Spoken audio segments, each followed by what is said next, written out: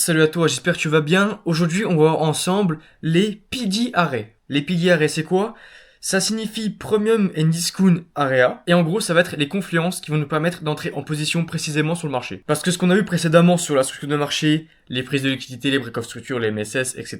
Ça, c'est très utile pour nous donner une direction à suivre, mais c'est pas suffisant pour avoir une entrée précise sur le marché. C'est pour ça que dans cette vidéo, on va commencer par voir le premier PD array, qui va être le Fair Value Gap. Alors, le Fair Value Gap, c'est quoi? On l'appelle aussi FVG. Alors, comme son nom l'indique, un Fair Value Gap, ça va être un écart de prix sur le marché. Fair Value Gap signifie littéralement écart de juste valeur. Alors, à quoi ça ressemble sur le marché? Ça va ressembler à ça avec des bougies. C'est un pattern de 3 bougies, comme ceci, dans lequel on a, dans le cas d'un FVG haussier, ici avec des bougies blanches, on le repère comme ceci. Le haut de la mèche de la première bougie ne touche pas le bas de la mèche de la troisième bougie. Ce qui fait qu'on laisse un vide, un gap du coup, dans la bougie centrale. Et dans un FVG baissier, c'est exactement la même chose. Ici, le bas de la mèche de la première bougie ne touche pas le haut de la mèche de la troisième bougie. Et on laisse du coup également un gap à ce niveau-là sur la bougie centrale. Alors, moi j'aime bien les représenter ici avec l'outil de dessin rectangle juste là. Je trace un rectangle ici entre le haut et le bas de la mèche. Et pareil pour un FVG baissier, je fais la même chose. Alors, on va appeler un FVG haussier un busy. Comme ceci, BC. Pourquoi? Parce que busy, c'est l'acronyme de ceci, qui est Buy Side Imbalance et Sell Side Inefficiency. Ce qui traduit littéralement veut dire déséquilibre côté acheteur et inefficience côté vendeur. Et du coup, dans le cas d'un FVG baissier, ça va pas être un busy, mais du coup un CB. Ça va être la même chose, sauf que tu inverses le sell et le buy, hop, et ça devient du coup sell side imbalance, buy side inefficiency, qui signifie un déséquilibre côté vendeur et une inefficience côté acheteur. Et c'est pour cette raison qu'un Fair Value Gap, c'est super puissant, parce que ça va nous montrer l'injection d'ordre massif sur le marché. Car pour créer un LVG, il faut beaucoup d'ordre injecté sur le marché. Parce que j'ai déjà expliqué que pour que le prix monte, il faut qu'à chaque niveau, pouvoir acheter tous les contrats à disposition. Donc, si on crée un FVG, cela signifie qu'on a acheté très rapidement tous les contrats qui étaient à disposition. Donc, ici, on a acheté, hop, tous les contrats qui étaient en vente sur les marchés, on les a achetés, ce qui va du coup propulser le prix très haut et laisser un écart sur le marché. Et qui montre que, à l'inverse, on a eu très peu de vendeurs dans cette zone. Et comme le prix s'est déplacé très vite, on laisse un écart de prix, le marché va revenir dans cette zone, combler cet écart, et puis ensuite on va pouvoir repartir dans le sens du FVG. Parce que le FVG va agir comme une liquidité, mais cette fois pas comme une liquidité externe, mais comme une liquidité interne.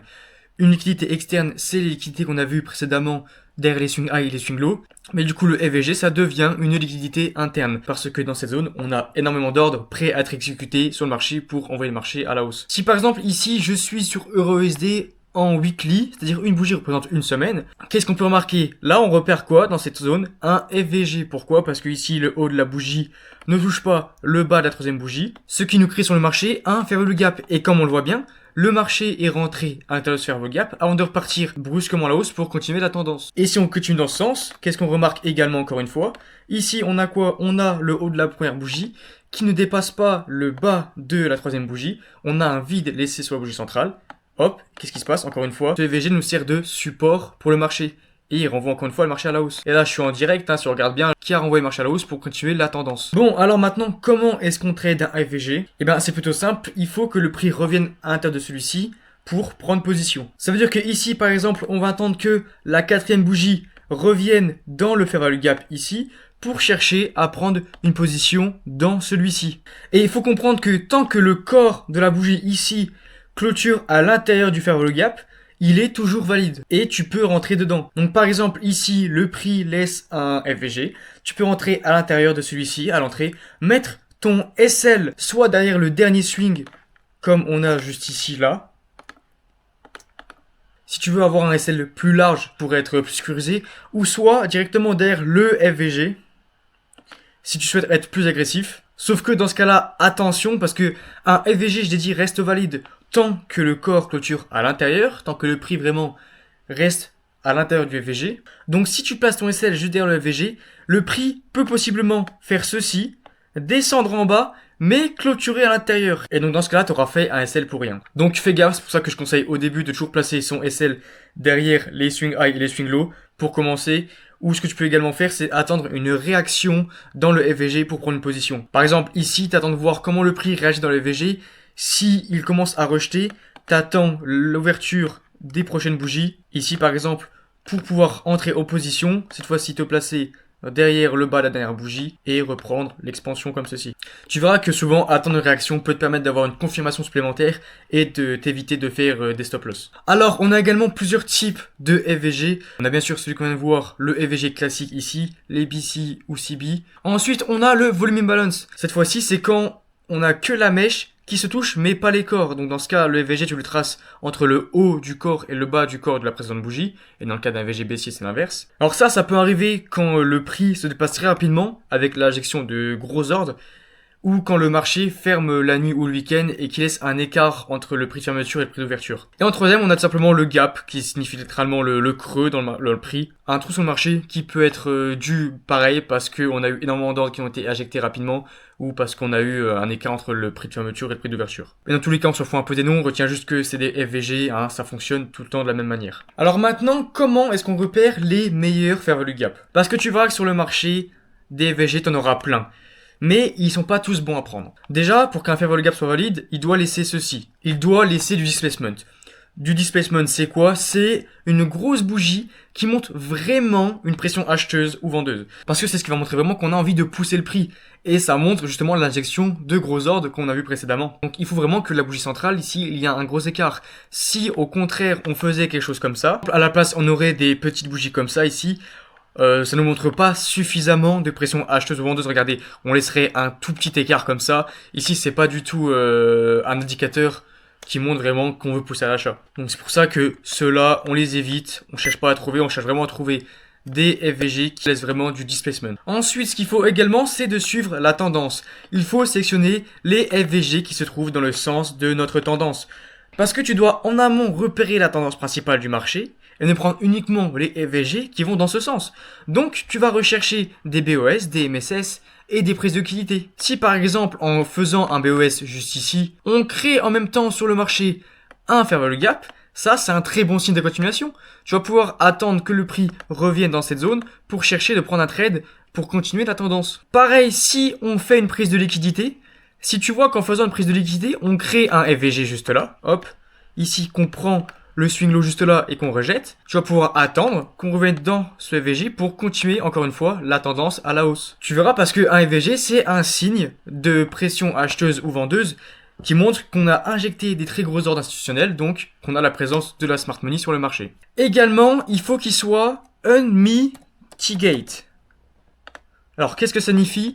Unmitigate, ça veut tout simplement dire qu'il soit vierge en gros.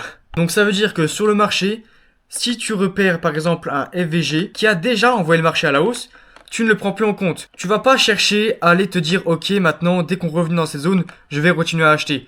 Ça marche pas comme ça. Généralement le prix ce qu'il va juste ignorer et repartir dans l'autre sens ou prendre l'équité pour repartir. Parce que du coup les ordres qui étaient en attente ici ont déjà été pris, ont déjà été injectés. Ce que tu dois faire c'est repérer une tendance, chercher dans cette tendance un FVJ qui n'a pas été encore touché. Et cette fois-ci, dedans, attendre que le prix revienne à l'intérieur pour continuer la tendance. Et enfin, troisième conseil, c'est tout simplement premium et discount. Bien sûr, c'est ce qu'on vient de voir juste avant. Tu dois utiliser le retracement de Fibonacci pour repérer les meilleures opportunités.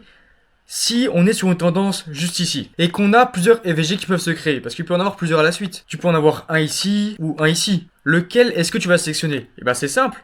Tu vas par exemple tracer ton Fibonacci entre le bas de l'impulsion jusqu'en haut, et tu vas choisir celui qui se trouve forcément en zone discount si tu veux acheter, ou en zone premium si tu veux vendre. Donc ici, en dessous des 0,5, on est où? On est juste ici. Donc tu vas prioriser l'achat dans ce FVG, et attendre que le prix revienne à l'intérieur de celui-ci, pour prendre une opportunité d'achat et aller à la hausse. Tu verras que le FVG qui est ici va avoir tendance à pas se faire respecter et qu'on va clôturer généralement en dessous parce que justement on avait de meilleurs targets à aller chercher en bas. Et ensuite on va continuer la hausse. Donc ce qui peut se passer c'est que la bougie par exemple ici va clôturer en dessous de ce FVG mais va une fois arrivé à l'intérieur de celui-ci commencer à rejeter comme ceci et ensuite reprendre une continuation à la hausse. Donc je vais te montrer des exemples sur le marché. Par exemple ici, qu'est-ce qu'on remarque? On prend la liquidité dans cette zone juste là. Alors ici, les corps des bougies clôturent en dessous, mais si on va sur la time frame supérieure, on verrait qu'il n'y aurait que la mèche qui resterait. C'est pour ça qu'il faut tout le temps analyser sur plusieurs unités de temps pour avoir une vision globale du marché. On break la structure au-dessus. Le dernier swing low, on la break. On fait donc du coup un MSS. On inverse du coup la structure. Qu'est-ce qui se passe sur le marché juste là? On crée un FVG qui break du coup ce MSS qui nous fait changer la structure. Et on laisse du coup un fair value gap qui renvoie du coup le marché à la hausse. Si on continue notre analyse de marché, qu'est-ce qu'on a là? On fait un break of structure ici. Et là on nous laisse quoi? On nous laisse deux FVG sur le marché. Lequel choisir? Et ben c'est simple.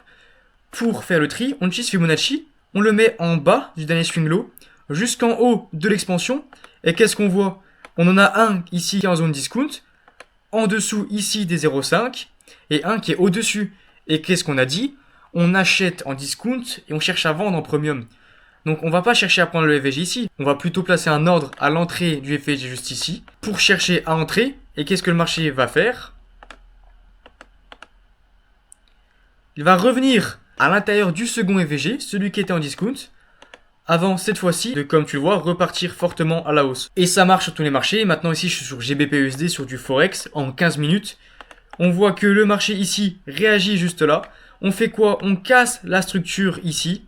Hop, BOS. Et surtout, fais gaffe, hein. Qu'est-ce qu'on a juste avant? On a juste ici une prise de liquidité. On le voit très bien ici. Le corps de la bougie clôture à l'intérieur, pas en dessous le swing low, vraiment bien au-dessus. Et ensuite, le marché part à la hausse. On fait un break of structure et on laisse la trace d'un FVG comme on voit juste ici là. Donc, on peut le noter. Si on veut être plus précis, on fib tout. On fibre l'expansion et qu'est-ce qu'on voit? Hop, on aurait pu entrer juste ici, au niveau des 0,5 de Fibonacci, target une prochaine liquidité. Par exemple, ici, on a un swing high, on va target celui-là. Et comment est-ce que le marché va réagir? Hop, il fonce tout droit vers la target. Donc, voilà ce que tu fais. Tu commences d'abord par identifier la tendance, BOS, MSS, prise de liquidité. Tu utilises Fibonacci, tu combines tout ça en repérant les bons FVG qui sont valides et tu prends tous ceux qui vont dans le même sens. Alors maintenant, à toi de mettre ça en pratique, de commencer à t'entraîner de ton côté. Tu ouvres TradingView, tu commences à les repérer. Fais ça sur des grosses time frames au début, sur du HK, du daily, du weekly. Ça va être un peu plus simple à les repérer. Observe vraiment comment le marché réagit dans ces zones. Entraîne-toi aussi du coup à prendre position. Tu repères la tendance, break of structure, une prise de liquidité. Tu trouves un FVG valide, tu places une position dedans avec ton compte démo, tu mets ton stop loss derrière le dernier swing, etc. Et tu targetes la prochaine liquidité. Tu commences déjà à t'entraîner comme ça. Tu vas acquérir de l'expérience sur le marché en trading. Comme ça, ce que tu peux faire, c'est que tu peux m'envoyer tes trades. Et si tu as une question, tu pourras me l'envoyer. Bon, du coup, c'est tout pour cette vidéo. J'espère qu'elle t'a plu, que tu as bien compris ce que c'était un fair value gap. Si tu as des questions, tu peux me les poser. Je te répondrai le plus rapidement possible. Et si c'est tout bon, eh ben, tu peux passer à la prochaine vidéo.